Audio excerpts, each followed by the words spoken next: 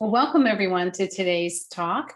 I'm Carolyn Merrick, Program Coordinator here at the center. Actually, I'm not here at the center, but we will be back on March 15th. Hope to see you there.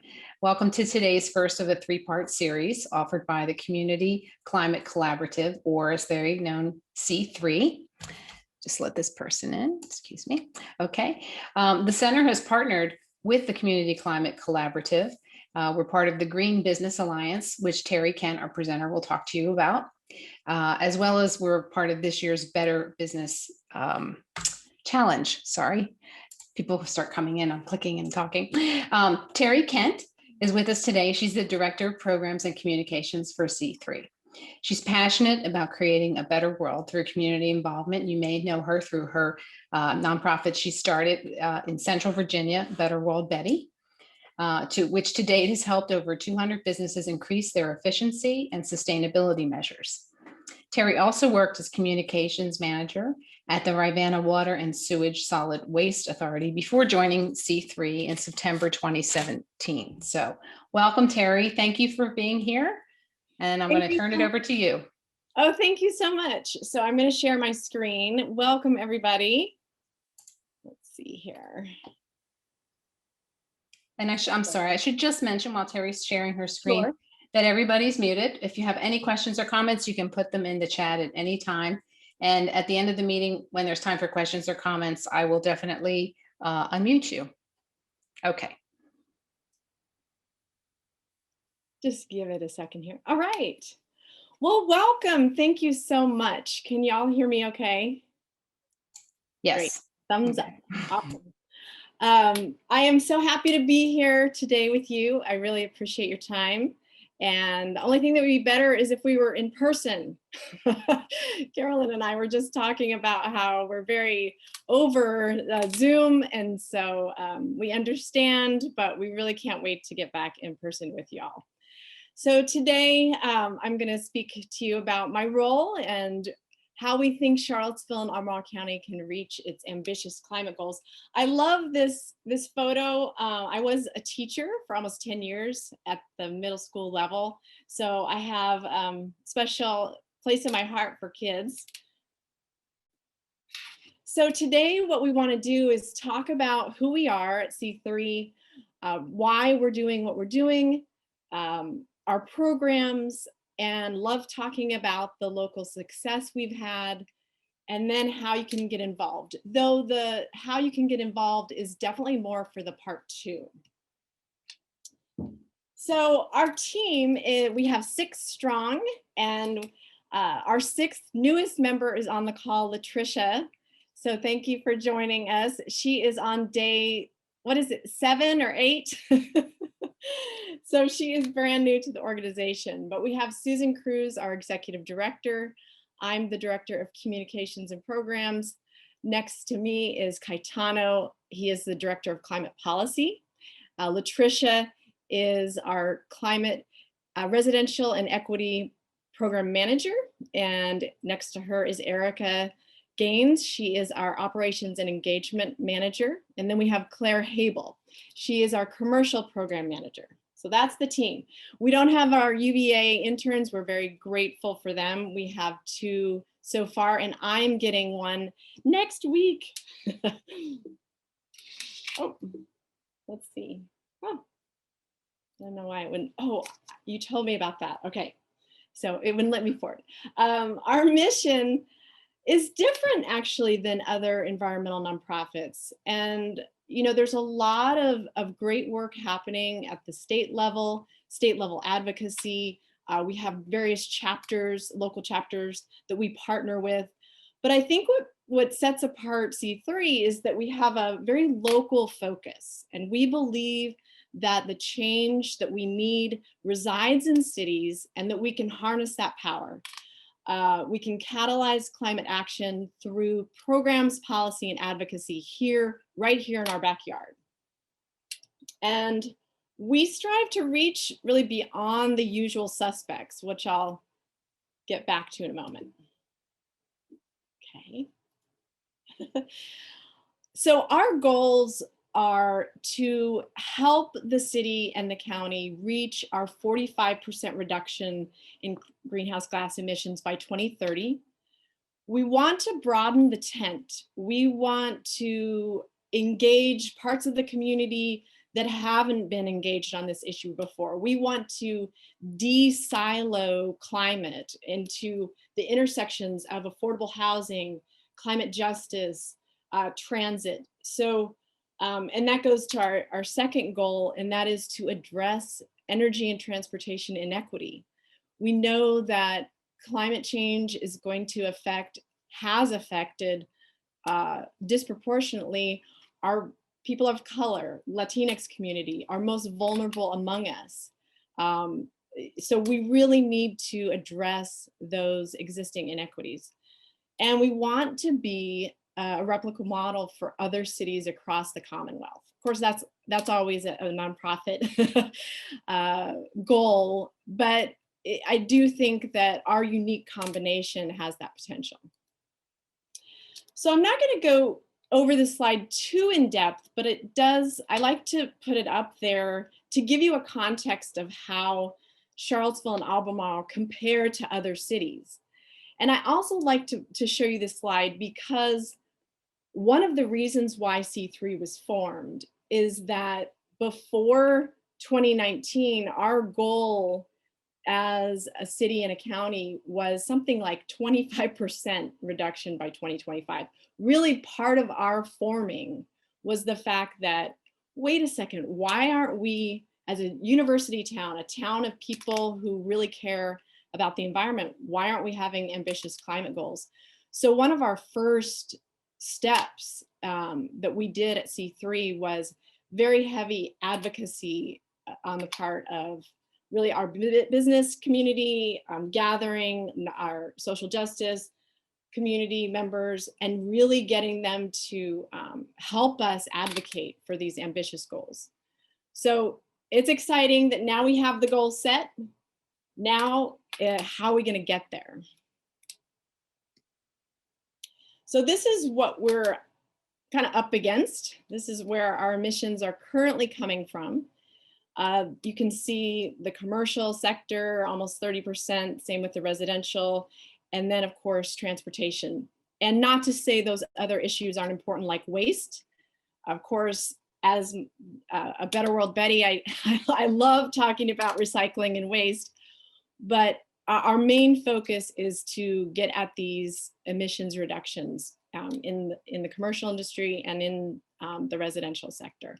Now, the county emissions, you'll see the pie chart is from 2008. Well, that was definitely part of the problem. We need to know a more up-to-date version of our emissions. We need to stay on top of that. So I'm very excited that the county has committed to do regular reporting, i.e. every 2 years moving forward. So before we keep going, I want to just take a minute. You know, there's so many reasons why we do this work. And I know, you know, there's the mathematics of it, there's the economy of it, but let's talk for a minute about the heart of it and why we do this work. I know for me, having kids was a big part of why I got involved in this. And we had spent a summer in Sweden for my ex-husband's work, and it was the hottest recorded summer in Sweden. It was, people were talking about the bleaching of the oceans. There was the Al Gore's movie had come out, and I thought, you know, I gotta do something. So that's when I pivoted and started doing this work. But if you could share in the chat, I would love to know why you care. Maybe just in a sentence or two. And I know Carolyn said she could read some for me because I can only see your faces. Yes, absolutely. Yeah, so tell us why you care for a minute. Well, I'll start while people are putting stuff in the chat. And, you know, I am a firm believer in leaving things better than you found it. And I have 3 children too. And sometimes I look at them, and especially my youngest, he'll be, oh, you know, I don't think this is a good world. And I want that to change. I want him to see positive change in my lifetime. We need to. So, yeah. Nice. Absolutely. Anybody else? Let's see.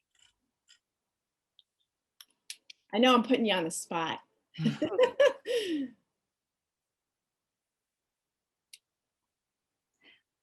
Quality of life for us now and for our future children. All of the whys. Quality of life for us. Moral imperative and an absolute necessity. I love that. Mhm. Moral imperative. Yeah, I mean, whether it's the connection to the land, you know, the social justice piece, the practicality, and that photograph you see Claire putting in up weatherization. One of our board members, for his wake up moment was kind of having health issues, but then also being able to go on a vacation and swim with the whales, going, okay, I really need to do something. So yeah, thank you for sharing. Couple Right, more. One is justice and our future. I want my grandchildren to have a chance to survive and have some quality of life. Another person said the climate catastrophe is appalling, biggest problem out there. So I've focused there since Al Gore opened my eyes 14 years ago. Well, thank you all. Yeah, those are meaningful, and I appreciate you sharing. Yeah, well, so let's keep going. So our theory of change is that we want to engage anybody and everybody who can see. We strive to help everyone see their role in enacting climate solutions. And so really beyond, you know, people even who consider themselves an environmentalist, one of our kind of goals, I guess, is to reach people who say to us, like Pete, who is shown in this photograph. He's being interviewed. He owns Carter Myers Automotive, and when he first came to us, he said, "Why are you talking to me? I sell fossil fuel cars." And he didn't come, you know, he wasn't necessarily you know, would identify himself as an environmentalist, but he cares deeply as well. He wants to be part of a better future. So we try to engage beyond the choir. And the second piece of that I've been very passionate about is making solutions easy and accessible and meaningful for people. I feel like you know, climate is a big issue. And so how can we bring it down to the tangible local level? So that's been part of my personal and professional mission. And then from there, build leaders, amplify what people are doing in their homes, really elevate them. We love to have first-time people come and talk at City Council for 3 minutes. It makes a difference. So let's start talking about some of the programs that we have at C3. We're going to start with our residential program. Off to the left, you see David Birch. He was part of our Home Energy Challenge, which I'm going to talk about next. He's putting some insulation in his home, doing some energy efficiency work. Next to him, we have an owner of a daycare center in her home.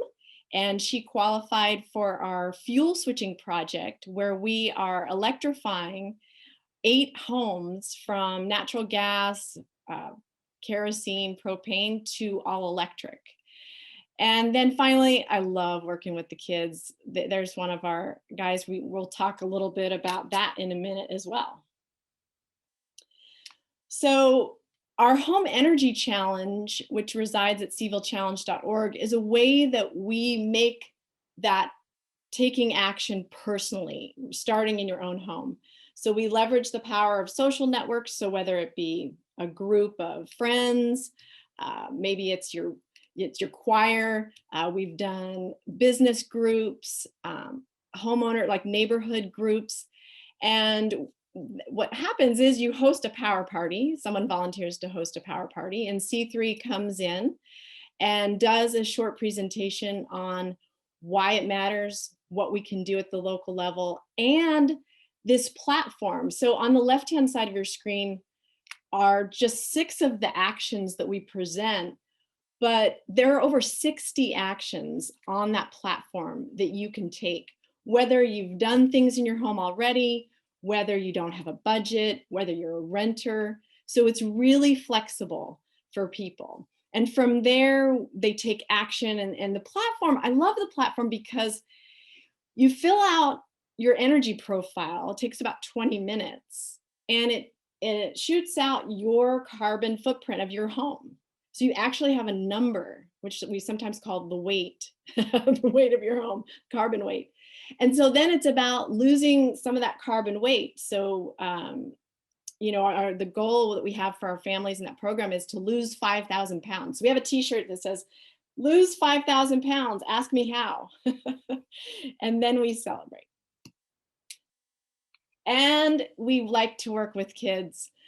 So we have over here, Troy and Aaron. We launched last year about this time a classroom challenge guide that has 9 concepts around climate action where kids can take, and the whole idea is for teachers and PTO presidents, for parents to be able to engage on different topics when it comes to climate. And here below, you'll see a solar oven that a couple of our kids made. It has like a little s'more there, and they put it out in the sun to learn about the power of the sun. What we're doing during COVID is it's been so disheartening at first, not being able to be in the classroom and going all virtual, but a creative initiative came out from it, and that is our climate action kits. So we started at Agner Hurt, and these are 2 kids at Agner Hurt.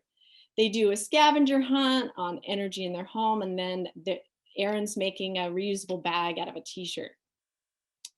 And we're about ready in 2 weeks to deploy that to 750 4th graders all throughout the county. So we're super excited about that. And then we also work with businesses. So our businesses, whether it be a nonprofit, a school, a congregation, here on the top screen, you'll see this is Sun Tribe Solar, and they have a cool bike incentive program. I think it's 50 miles, $50, if I remember, which is nice, a nice cash incentive for commuting to work. And then we have a low-income qualifying business owner, LG's Elixir. If you see him at the farmer's market, Leslie Gourdet makes these fabulous drinks. So we helped him purchase an Energy Star dishwasher, and that's a partnership that we have with the City of Charlottesville to help small business owners who qualify. And then we have the culmination of our Better Business Challenge, which Carolyn mentioned, is a friendly competition where businesses can compete. And this here is a scorecard. And so we have a series of scorecards where businesses can take action. And that's over about a 1-month period. So stay tuned in June. We're going to do it virtually. But the celebration of our top performing businesses and it's a fun community event will take place in June. Speaking of the challenge, so the Better Business Challenge started under Better World Betty, and it's now with C3. And so that's, I think Carolyn mentioned, I have worked with over 200 businesses. So last round was 93 businesses. They took over 500 actions, saved $500,000. Though I will say the lion's share of that was the county schools. They did a major lighting retrofit. But that was really exciting. And then we, this Earth Day, are going to launch our Green Business Alliance. So this is the Senior Center is a part of this as well. And 16 anchor employers are going to come out publicly with a pledge of emissions reduction at the end of April. And from there, we will hope to engage even more large businesses. So those are for more of the larger business, definitely more technical help on our end than the Better Business Challenge. The Better Business Challenge is for everyone. And finally, policy. We feel that we have to address these hurdles to adopting clean energy. We intentionally look for those intersections where climate meets other community problems, like affordable housing, like transit. So our policy team, Caetano and his CVA students, they do reports, recommendations. A recent win, which I don't know if everyone knows about yet, but last Friday, the Virginia General Assembly approved some very, very robust clean car legislation. And part of that was an advocacy where we asked 9 other localities to join this letter. So we're super excited about the potential to create advocates. And addressing energy and transportation inequity. So last summer, we unveiled a disheartening report about just how serious energy burden is for households in Charlottesville. And so energy burden means that the households are paying more than 6% of their annual income on energy costs. And I will tell you that the neighborhood that you see there, which is 10th and Page, is close to there. Those households are paying, are paying more than 54% of their annual income on energy costs alone. Just absolutely exorbitant. And so it must be addressed. I mean, I put an example here in this slide. If you make $2,000 a month, paying almost $400 on electricity. We've heard higher bills than that, $400, $500 a month.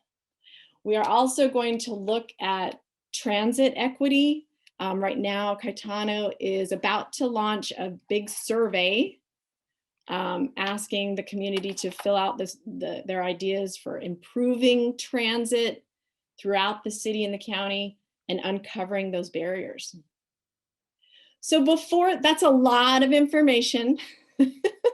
And so I wanted to stop there for a minute and breathe and invite you guys to ask any questions you have. And I know Carolyn, is going to Yes, everybody can unmute whatever you want to do. Yep, you can unmute yourselves or you can write it in the chat. Questions. Well, I do have one while folks are, sometimes it takes a while for people to kind of get there. When you mentioned about the energy burden, like at 10th and Page, et cetera, is it due to poor insulation? Is it a combination of things? Is it the kind of energy they're using? What is it? That's a great question. So it's a combination, older stock in that neighborhood, whether inefficient systems, or just the relative income, how little money, if you're bringing in, what that percentage is. Inefficiency, and I feel like I'm missing a key piece. Oh, it's correlated to, I feel like I should be more aware of our results on that, but housing, I feel like I'm missing a piece, so I might have to get back to you on that. No, that's okay. I mean, is it the type of energy too? And maybe what I'll do is I'll sneak a peek at we have a page dedicated to this where I'm thinking of the maps in my head that have age of home, inefficiency of the systems, income level, and education. All of those kind of overlap to create that issue. Gotcha. Joni has unmuted herself. Did you want to share something? Well, do we have just this like 4 people on the call? Is that what we have? I don't want to occupy too much time. There are 18 people here. 18. Well, there's 2 questions. Is representing Green Grannies of Charlottesville. which is the eccentric singing group that really promote energizing people in the community. Why hasn't C3 asked, and I've tried to offer it up, why haven't they asked the Grannies to sing and energize more the community around the topics that you are talking about? We have lots of songs. All right. Well, let's chat after. Let's, I mean, actually I shouldn't say this because like we'll chat in the next week. Let's chat, Joni.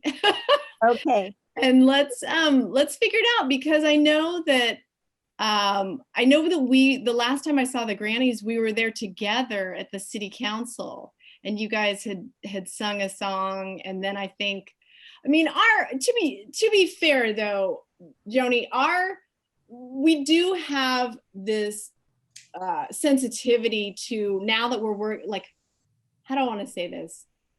We want to make sure that we stay on brand, I guess. So I think at that city council meeting, I felt like you guys, that was just a perfect marriage of the Green Grannies.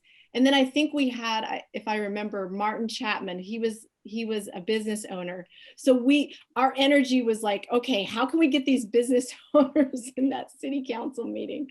So I think that's a nice building on our strengths.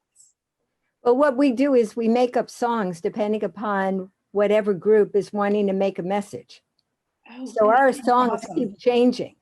So you invent the song. Okay, got it. Well, I'm going to actually mention that to Kai about the survey, Joni, because the survey might be a good next step. Yeah. I have another question, but I'll let other people go.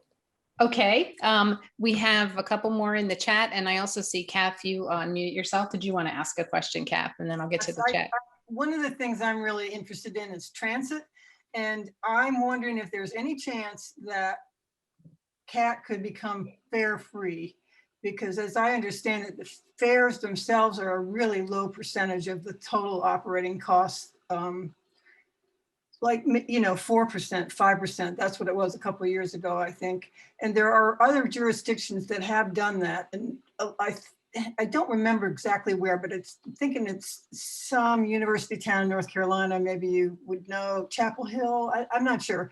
But I think it would be, since fares are not really substantial contributors to the financial situation, it would just open up stuff so wonderfully. I think, for example, back in the day, the book festival used to be fare free for that week.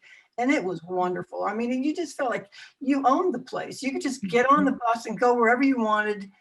It just changed your whole orientation towards the city, not just towards transit, but just towards just felt like it.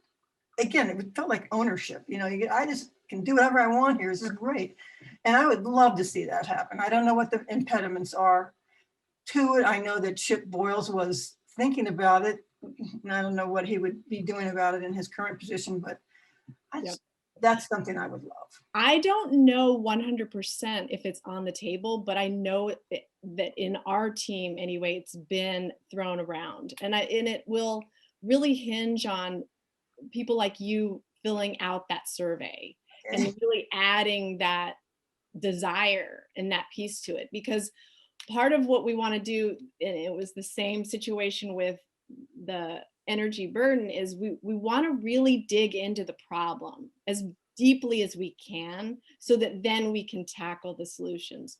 So I will go ahead and share, I don't know, Carolyn, if you can, in a follow-up email with all of our participants, I mean, it's going to be, actually, this is pretty easy. It's a bit.ly, it's not live. Oh gosh, I mean, Caetano might get upset with me if we're gonna, but it's not gonna go live till tomorrow, but it's very easy. It's bit.ly and then /Cville Transit. So it's gonna be really super easy to do that survey. So I encourage everyone to fill it out. I just put that in the chat. I hope I spelled it right. bit.ly /Cville Transit. Yes. Okay. That will be live tomorrow. We're getting geared up for that. Great. Okay, I've got some more questions. Thanks, Kath. I agree totally with her, by the way, but Really quick one though, Joni, I want to get in touch with you at some point because I'm green and I'm a granny, but I cannot sing. And I wonder if there's any, room for me with you guys. But I'll check with you independently somehow. I started the Green Grannies and I can't carry a tune. Oh, okay. Well, there you go. I'll check you out somewhere. Thank you. maybe they can have the green granny rappers or something. No kidding. I love it. We do have a rap. Okay, see, there you go. Here's a question from Joy. To what extent and how is your group engaging with Cville city staff in terms of helping develop and then addressing the city's climate plan goals? So great question. So we work very closely with both the city and the county on the climate action planning process. And any support that we can give. I know that we did a residential finance incentive report that Caetano looked at what other cities are doing in terms of incentivizing this kind of stuff. And so we delivered that to the city. I know that we served on a bunch of the county committees, and now I serve on the solid waste alternatives advisory council. So we look at waste and recycling in the county. I know you talked about specifically about the city, but we do work very closely with the city. In fact, we will be partnering with Walker Elementary to do the climate action kits, but that we're going to actually add a water conservation aspect to the kit because of the energy and water staff that said, hey, can we include water conservation in the kit? Because like two birds, one stone. So we really love that potential. Well, that's great. That leads into David Hannah's question. Are the city and county being full and engaged partners with you? What role does VeEP play in your efforts? Oh, great. So say that first part of the question again. Are the city and county being full and engaged partners with you? Ooh, there's a question behind the question. Our job at C3 is to push the city and the county. And so, I will be honest, the city's not moving as fast as we would like. We'd like them to move faster. And so we see it as our role to push and politely push, to work together, to build bridges, not burn them. So it's a work in progress. And it's really interesting right now. Maybe it's the city leadership kind of, things that need to be worked out at the city level, but the county is very much moving quickly right now. And I'm in one of my slides I'm going to show you. I really encourage you to look at their climate action plan draft. If you're in the county, and they do these video updates on their strategic plan. So it's super impressive. Great. Joan asks, are your education programs, are they only geared to fourth graders, or are you expanding to other grades? Great question. So the Classroom Challenge Guide is for all levels. Let me think about that statement that I just made.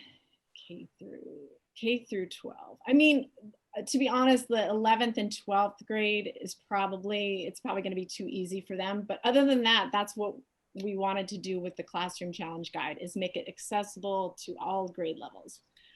We chose fourth grade. There's lots of opportunities with the SOL. We had this is where you kind of go where the energy is. We had a very enthusiastic teacher at Agner Hurt Elementary that we did a pilot with. And from there, and that was a fourth grade pilot. And from there, that created a partnership with the science coordinator at the fourth grade level. So we didn't necessarily plan on fourth grade. That's what's nice about being a nonprofit, is we can be a bit agile, but we do want to engage wider range of kids, especially since they're so active on this issue. There's just been a lot, understandably. Yeah, that's a great, and I love that you go where the energy is, no pun intended. That's really wonderful that you can do that. David has another question. Can you talk, sorry, my screen just, can you talk briefly about state and federal tax incentives for individuals and homeowners to be more energy efficient and move to more renewable energy? Ooh, I'm so excited about this because we have a resource that took a while to build and we want to make it more known. So we have it on our website. So I wonder if I can just go like, why don't I escape? Well, maybe let's do that at the end. How about Sure. at the end, I'll put that link in. Okay. So we have a whole suite of what the current local, state, and federal incentives are for you guys. And so I definitely want to put that in the chat. Great. Yeah. Okay. Glad you brought that up. Yeah. And then if you're interested in the Green Grannies, Joni put something in the chat, how to contact her. So that's it for the questions at this point. Yes. Yes. Okay. Joni, should we get, let's see, 3:37. Let's do yours now. Let's do Oh, yours. right. Okay. Because I've got about 8 to 10 more minutes, and then we can do questions again. But Joni, go for it if you want. I was just wondering what C3 is doing about the proposal that has now been made to the county about the solar panels for this, I think it's the western part of the county. Are you familiar with that? Yes. And so that, to our understanding, is a monoculture. I don't know if monoculture is the right word. It's cutting down trees, right? Which is, okay, wait a second, why are we cutting down trees? But it's a monocrop, like in other words, it's not the biodiversity. And so we were actually looking at that, wondering, you know, we had dialogue with Sun Tribe about that project. And so we're looking at it closely. You know, but I think it can power like 2,500 homes. Anyway, 2,600, yeah. 2,600 homes. You know, this is the thing. There's no perfect, like I really do firmly believe there's like not 100 foolproof answer to some of the things we want to do. There are benefits and pros and cons. And so that particular question would be a great one for more of that tech. I always defer to Caetano for the technical aspects, like weighing those, because I don't have a life cycle analysis degree. He's the closest that we have to really that being analytical on the costs and the benefits. So great question. It's a really interesting, exciting, I think ultimately exciting project. All right, let's keep going. I want to share some success. Ooh, if I can, there we go. All right, so I want to share with you a few of the heroes in our community. One, at the first slide, the title slide, Peabody School.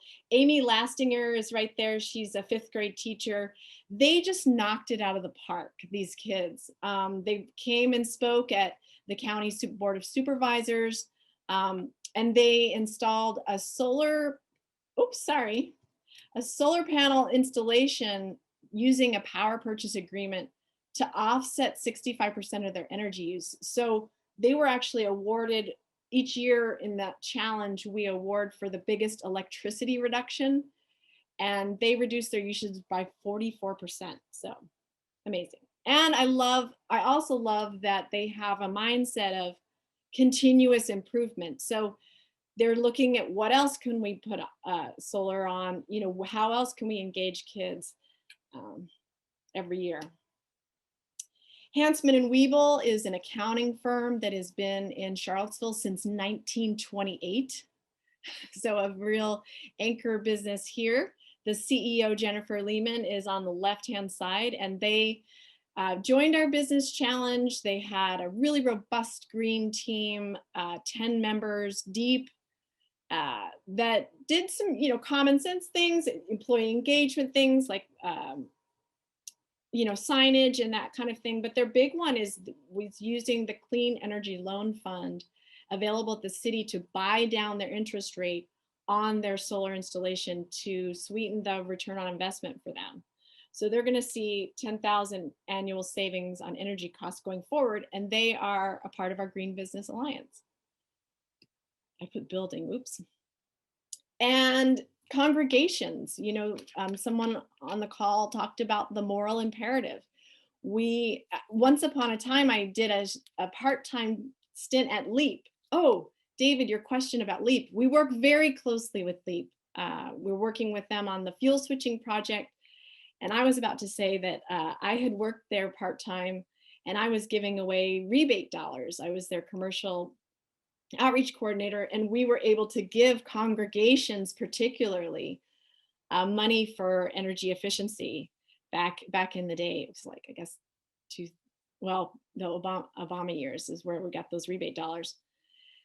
But Peace Lutheran, we were calling them out. They have a Care for Creation team, didn't have a lot of money, but decided to do assessment with LEAP, the Local Energy Alliance program, and Batteries Plus Bulbs, so they can really do some long-term planning on their team. And then our sign-on letters and recommendations. So there's Caetano speaking in front of Board of Supervisors, and he's there talking about energy burden, which I addressed earlier. You maybe be able to see, I know it's really small, but that was an informal poll of Southwood residents where it was revealed some were paying more than $500 a month on energy for a mobile home.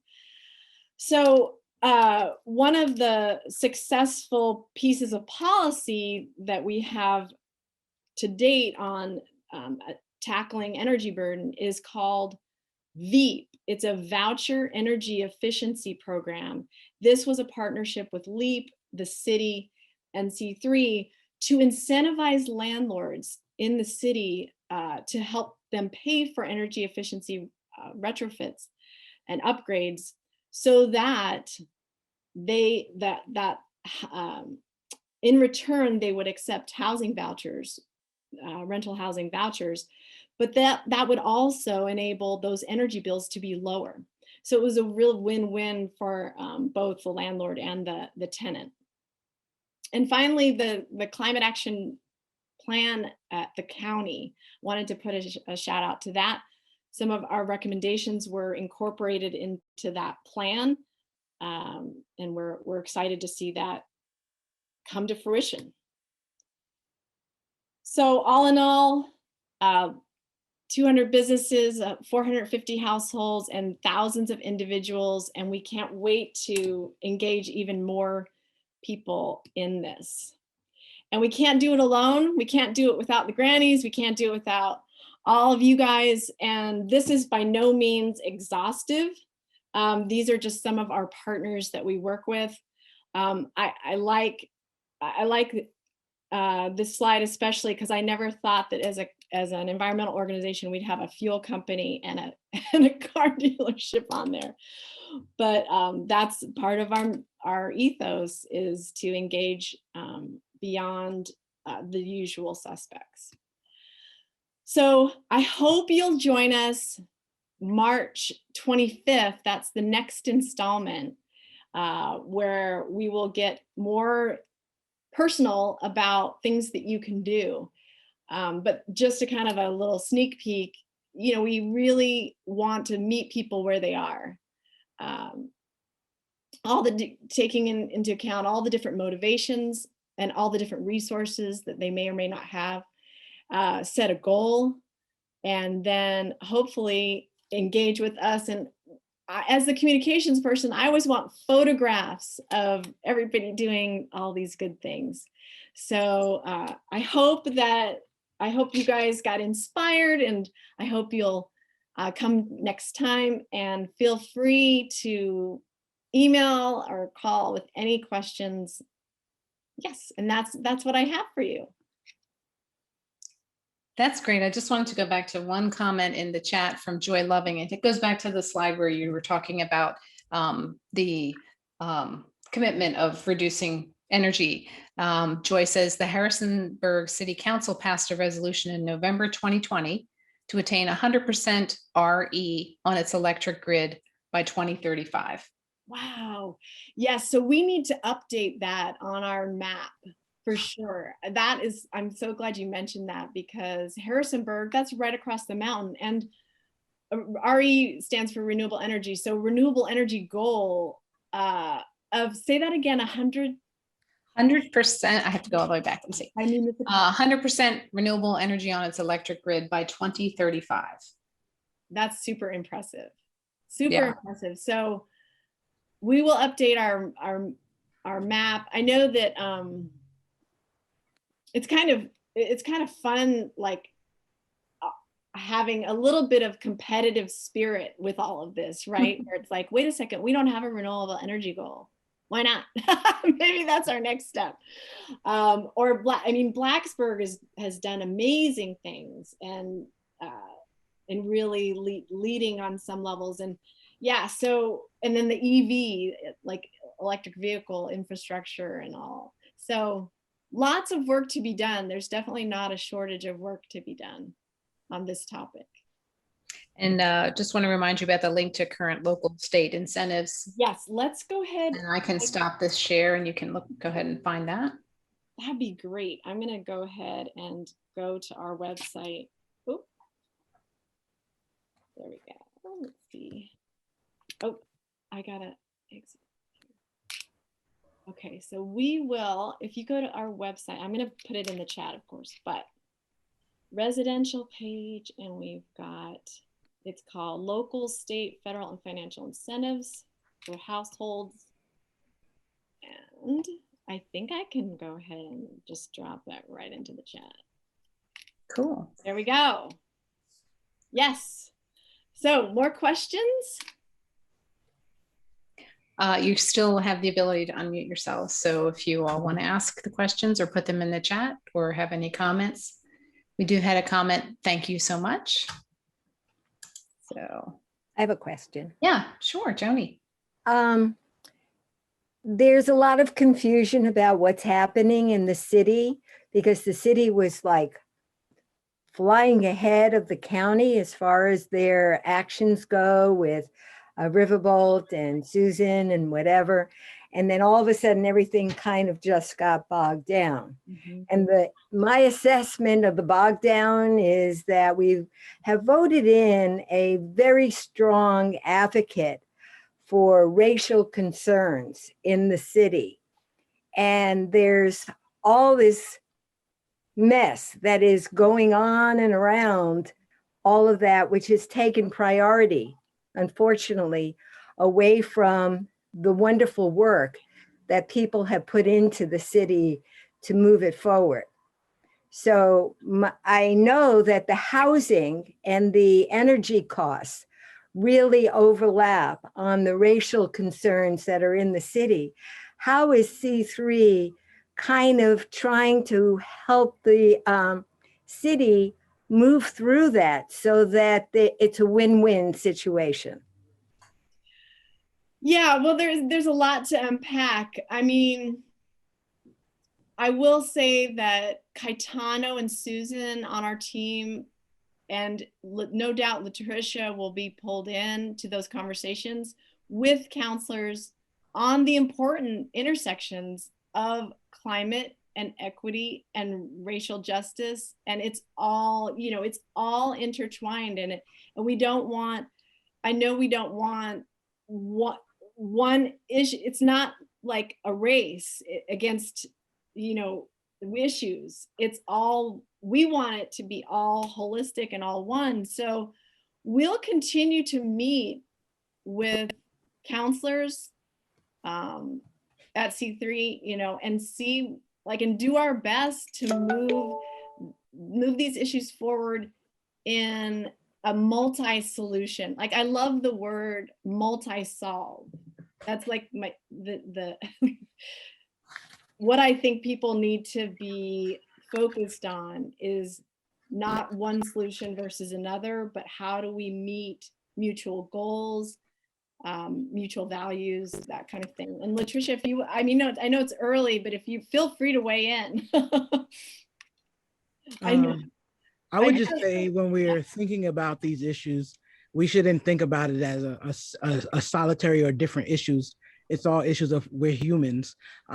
So for me coming into a new community, because I am not in Charlottesville quite yet, I'll be moving. I signed my lease today, so I'll be moving for sure. But the idea is to just first recognize all of our humanity in the situation. The reality is we're all people. We're all here on this earth together. We're all journeying together. The quicker that we're able to realize that is the first and foremost thing, I think that'll help move the process along. But right now, when we have this idea that these issues are segmented anyway, that's where that's why we're not having any progress. So for me, my strong first action is one, learning the community. So still, I'm here with y'all, learning about your issues, learning about who you are, what is important and what matters to you. Because guess what? It's important and it matters to me. So for me, going into these new situations is just being a level-headed person saying, hey, do we not realize that we are people first, and that all of these should matter? Because if I don't do well, you don't do well. And so I think that it's important that I can help if in any way establish that sense. But it's also to talk about the hard facts of the realities.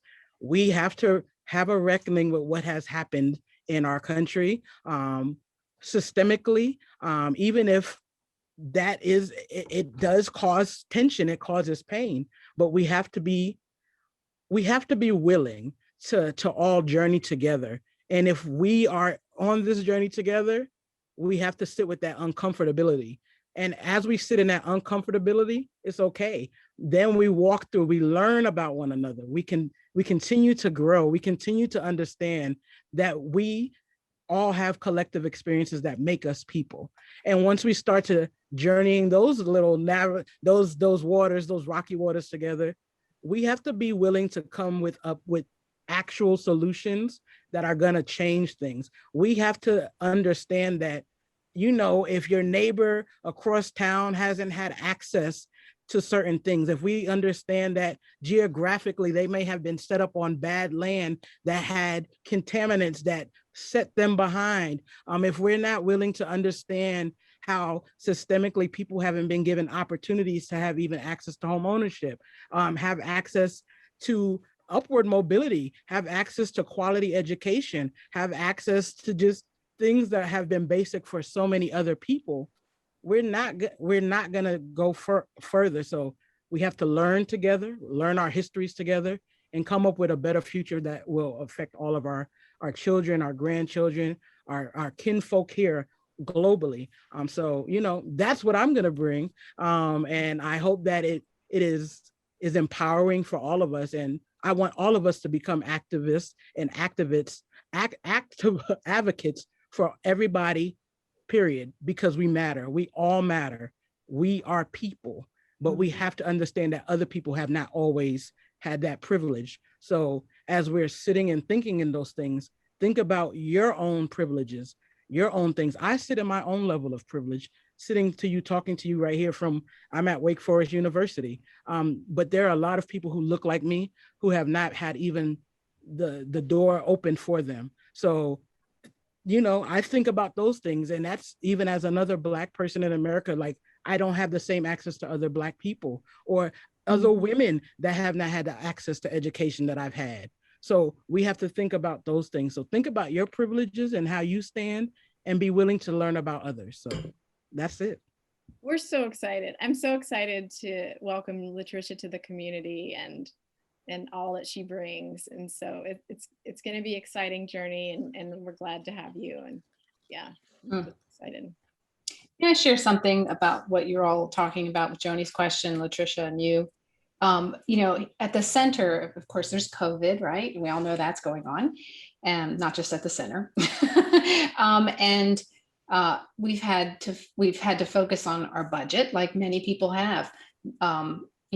And some people it's more difficult than others, as Latricia's speaking to. but we've been able to survive from, great donations, et cetera.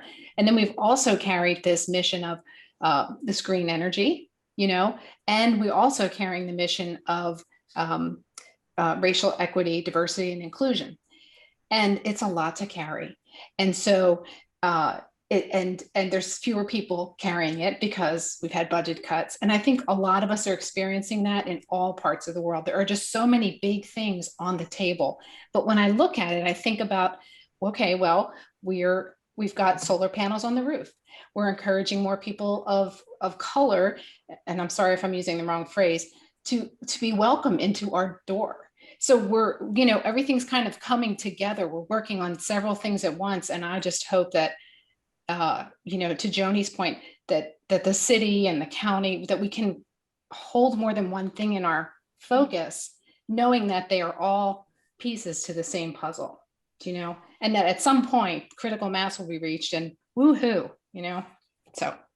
Absolutely. Yeah. So any other questions for us? Good. I like going forward together is kind of the theme we're ending on, which is a fabulous theme. Joyce says, thank you. I'll be following your efforts as I work on what Harrisonburg needs to do. So.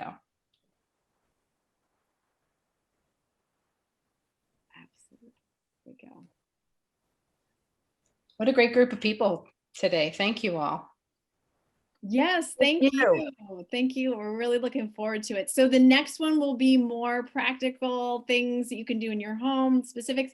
And then the third segment, and that is in April, will be on our transit. So if you are interested in transit equity survey, we should have survey results by then, or at least some things to share by then.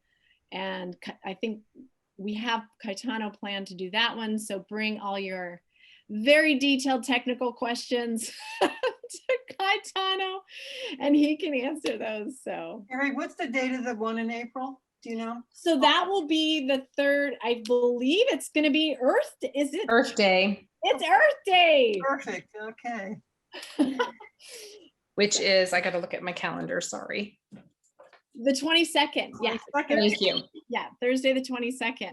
And so we're looking to launch the Green Business Alliance the very next week. So we, like Latricia and I and Claire, will not be on that call. Or even Susan will be going a little crazy. Thank you all for taking the time on this lovely day, because we haven't had that many for a really long time, to tune into this wonderful program. And you can email me. We were recording this, and this will be on our YouTube website. Probably will take a couple of weeks. But if you're wanting to find out when that is and you want me to send you a notice, my first name, Carolyn, Carolyn, at thecentercville.org. Or you can just call the front desk and say, hey, that lady, just tell her I want that recording. It's fine, whatever. And we'll make sure you get it. Thank you so much, Teri. Thank you guys. Yeah, I had a blast and hope you learned a lot. And yeah, join us. Yeah. And thanks, yeah, Latricia. It's great to meet you all. Lots of thanks in the chat. Thanks so much.